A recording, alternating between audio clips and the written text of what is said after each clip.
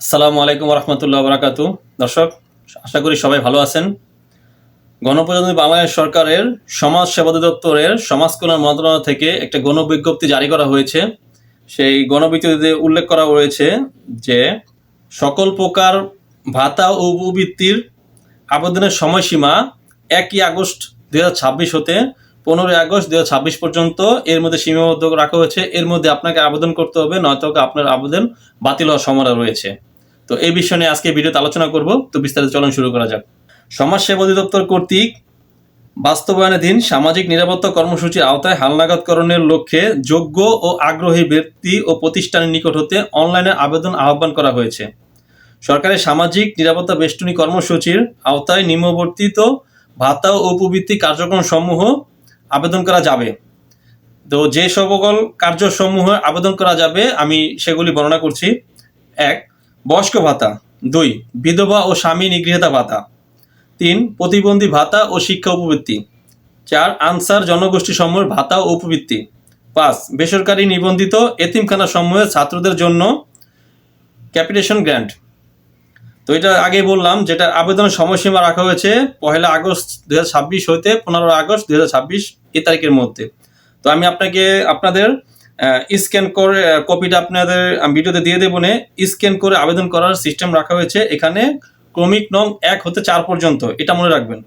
Mobile ফোনের মাধ্যমে QR কোডটি স্ক্যান করে অথবা নিচের যে ওয়েবসাইট লিঙ্ক সেটা আমি আপনাদের দিয়ে দেবো। এই ওয়েবসাইট লিঙ্কের মাধ্যমে অ্যাপ্লিকেশন করতে পারবেন। পাশের যে কিউআর কোডটি দেখতে পাচ্ছেন স্ক্যান করুন অথবা নিচের ঠিকানায় এগুলি প্রবেশ করুন, আমি আগেই বললাম।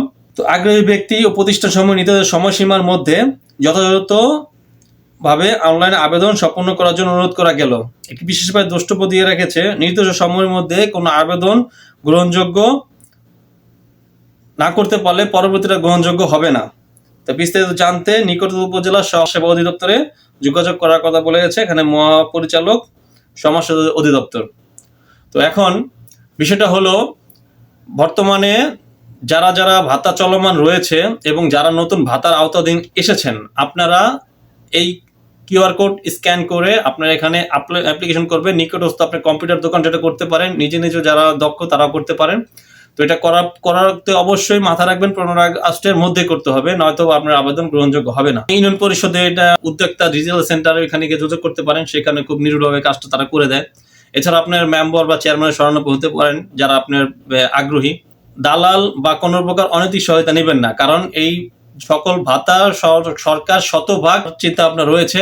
তো আপনারা অবশ্যই সঠিকভাবে কাজটা করবেন। আর প্রতিবন্ধী অগ্রাধিকার দেওয়া হবে। আপনার নিকটস্থ এলাকা যারা প্রতিবন্ধী রয়েছে, আপনি পরিবারে না হোক আপনার প্রতিবেশী হোক, আপনারা অবশ্যই সহায়তা করবেন, কারণ একটা প্রতিবন্ধী সন্তান একটা পরিবারের জন্য বোঝাস্বরূপ।